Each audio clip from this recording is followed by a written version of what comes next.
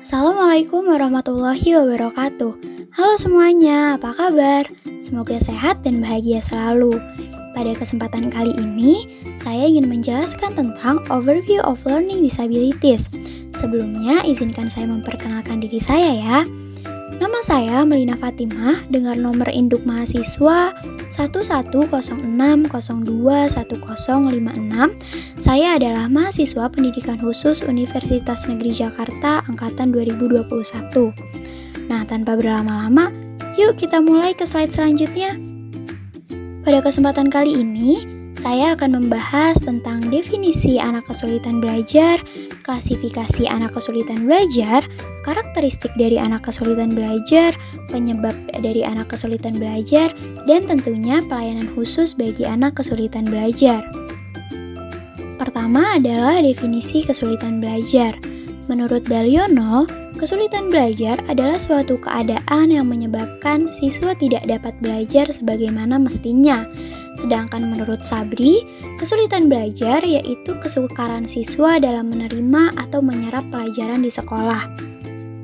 Pada hakikatnya, kesulitan belajar adalah seseorang yang mengalami kesulitan dalam mengikuti proses pembelajaran dengan baik seperti anak pada umumnya. Hal ini disebabkan oleh adanya disfungsi minimal otak atau dalam psikologis dasar, sehingga prestasi belajarnya tidak sesuai dengan potensi yang sebenarnya. Dan untuk mengembangkan potensinya, mereka memerlukan pelayanan pendidikan secara khusus. Lalu pembahasan yang kedua ada klasifikasi kesulitan belajar. Menurut Sudrajat, klasifikasi kesulitan belajar ini dibagi 3 teman-teman. Yang pertama ada learning disability, yang kedua ada underachiever, dan yang ketiga ada slow learner.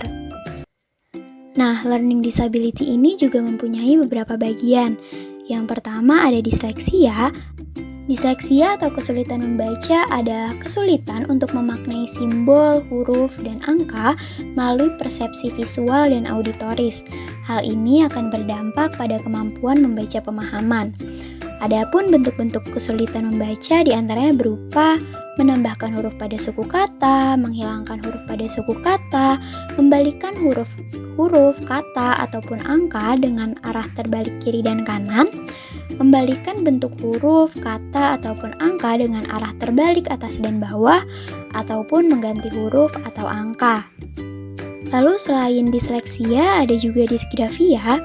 Disgrafia adalah kesulitan yang melibatkan proses menggambar simbol-simbol bunyi menjadi simbol huruf atau angka. Kesulitan menulis tersebut terjadi pada beberapa tahap aktivitas menulis, yaitu ada menulis permulaan, mengeja atau dikte, dan menulis ekspresif. Menulis permulaan sendiri yaitu aktivitas membuat gambar atau simbol tertulis. Bagi anak disgrafia, kesulitan yang kerap muncul dalam proses menulis permulaan antara lain adalah ketiadaan jarak tulisan antar kata, ketidakkonsistenan bentuk atau ukuran huruf, ketidakjelasan bentuk huruf, maupun ketidakkonsistenan posisi huruf pada garis. Lalu, mengeja atau dikte adalah aktivitas memproduksi urutan huruf yang tepat dalam ucapan atau tulisan dari suku kata. Dan menulis ekspresif atau menulis lanjutan merupakan aktivitas menulis yang bertujuan mengungkapkan pikiran atau perasaan dalam bentuk tulisan. Dan yang ketiga ada diskalkulia. Kesulitan berhitung adalah kesulitan dalam menggunakan bahasa simbol untuk berpikir, mencatat, dan mengkomunikasikan ide-ide yang berkaitan dengan kuantitas atau jumlah. Kemampuan berhitung sendiri terdiri atas kemampuan yang bertingkat dari kemampuan dasar sampai kemampuan lanjut. Oleh karena itu, kesulitan berhitung dapat dikelompokkan menurut tingkatan, yaitu kemampuan dasar berhitung, kemampuan dalam menentukan nilai tempat, kemampuan melakukan operasi penjumlahan dengan atau tanpa teknik menyimpan, dan pengurangan dengan atau tanpa teknik meminjam, kemampuan memahami konsep, perkalian, dan pembagian. Lalu klasifikasi yang kedua ada underachiever. Underachiever ini mengacu kepada siswa yang sesungguhnya memiliki tingkat potensi intelektual yang tergolong di atas normal, tetapi prestasi belajarnya tergolong rendah. Contohnya, ada seorang siswa yang telah dites kecerdasannya dan menunjukkan tingkat kecerdasan tergolong sangat unggul. Namun, prestasi belajarnya ternyata biasa-biasa saja atau malah sangat rendah. Dan klasifikasi yang terakhir adalah slow learner. Slow learner adalah siswa yang lambat dalam proses belajar sehingga ia membutuhkan waktu yang lebih lama dibandingkan sekelompok siswa lain yang memiliki taraf potensi intelektual yang sama. Lalu pembahasan selanjutnya adalah karakteristik anak kesulitan belajar. Menurut Muhammad Daliono, kesulitan belajar dimanifestasikan dalam perilakunya, baik aspek psikomotorik, kognitif, maupun afektif. Berikut adalah karakteristik yang dialami oleh anak kesulitan belajar. Ada menunjukkan prestasi belajar yang rendah atau di bawah rata-rata, hasil yang dicapai tidak seimbang dengan usaha yang dilakukan, lambat dalam melakukan tugas-tugas belajar, atau bahkan biasanya anak yang mengalami kesulitan belajar seringkali menunjukkan sikap-sikap yang tidak wajar, seperti acuh tak acuh, menentang, berpura-pura, dusta, dan sebagainya. Lalu ada menunjukkan perilaku yang berkelainan. Yang dimaksud di sini adalah mudah tersinggung, mudah murung, pemarah, bingung, cemberut, kurang gembira, dan bahkan selalu sedih. Lalu pembahasan selanjutnya ada faktor-faktor penyebab kesulitan belajar. Faktor-faktor penyebab kesulitan belajar ini dibagi dua, teman-teman. Yang pertama, ada faktor intern atau faktor yang berasal dari dirinya sendiri, dan yang kedua ada faktor ekstern atau faktor yang dari luar manusia atau dari luar dirinya sendiri. Faktor internal ini meliputi faktor biologis, faktor kesehatan, faktor psikologis, intelijensi, perhatian, minat, bakat, dan emosi.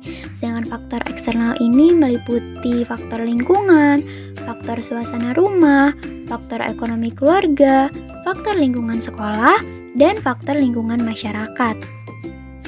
Pembahasan selanjutnya adalah layanan khusus bagi anak kesulitan belajar. Di sini saya menuliskan 3 layanan khusus bagi anak kesulitan belajar, yaitu ada identifikasi dan asesmen, lalu penanganan terapi dan psikoterapi, dan yang terakhir ada layanan pendidikan khusus. Identifikasi dan asesmen. Identifikasi dalam hal ini merupakan proses untuk menemukan dan mengenali individu agar diperoleh informasi tentang jenis-jenis kesulitan belajar yang dialami.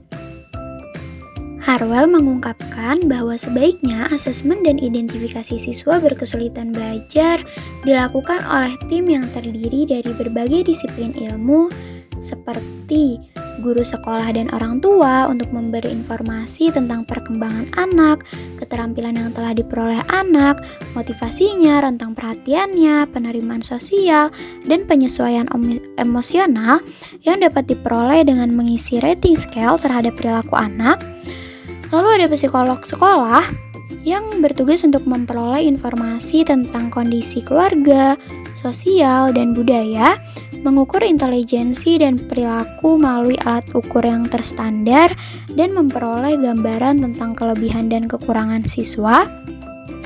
Lalu yang terakhir ada ahli pendidikan untuk anak berkebutuhan khusus, biasanya melakukan penilaian akademik dengan menggunakan berbagai tes individual, mengobservasi siswa dalam situasi belajar dan bermain, melihat hasil pekerjaan siswa, dan mendiskusikan performa siswa dengan guru dan orang tua.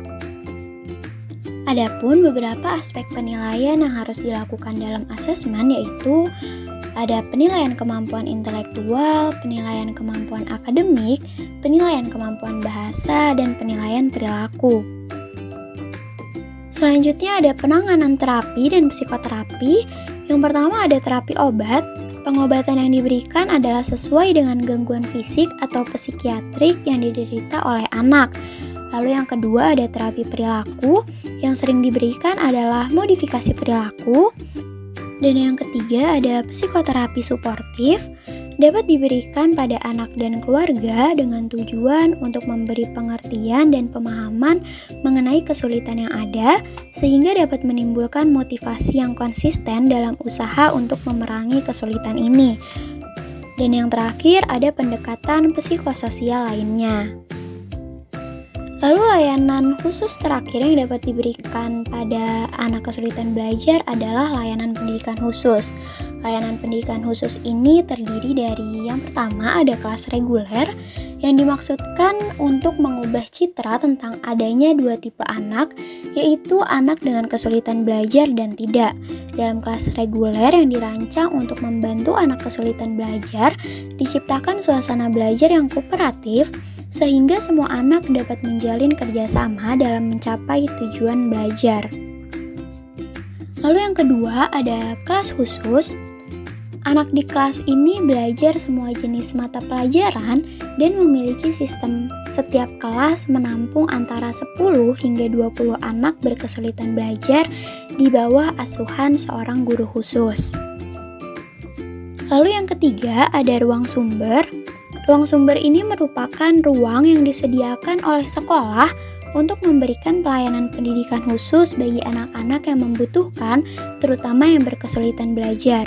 Di dalam ruang sumber terdapat guru remedial atau guru sumber dan berbagai media belajar. Aktivitas utama dalam ruang sumber umumnya berkonsentrasi pada upaya memperbaiki keterampilan dasar seperti membaca, menulis, dan berhitung. Selanjutnya, menurut Woodward dan Marwis, terdapat beberapa teknik atau strategi pendidikan untuk anak yang mengalami kesulitan belajar, sebagaimana dikemukakan oleh Abin Syamsuddin. Diantaranya adalah yang pertama, ciptakan suasana kompetitif sesama siswa secara sehat. Yang kedua adalah berikan kesempatan kepada individu untuk mendiskusikan aspirasi secara rasional. Lalu ada tunjukkan manfaat dari pelajaran bagi kepentingan siswa yang bersangkutan. Selanjutnya, kembangkan keeratan hubungan antara guru dengan siswa ataupun siswa dengan siswa. Yang kelima ada apresiasi siswa dan berikan ia kesempatan untuk memperoleh pengalaman yang menyenangkan. Lalu yang keenam ada memberikan bimbingan informatif. Lalu adanya kegiatan diskusi atau kerja kelompok, dan yang terakhir adanya proyek kegiatan bersama di kelas. Baik teman-teman, sekian yang dapat saya sampaikan. Sampai bertemu di kesempatan selanjutnya ya. Assalamualaikum warahmatullahi wabarakatuh.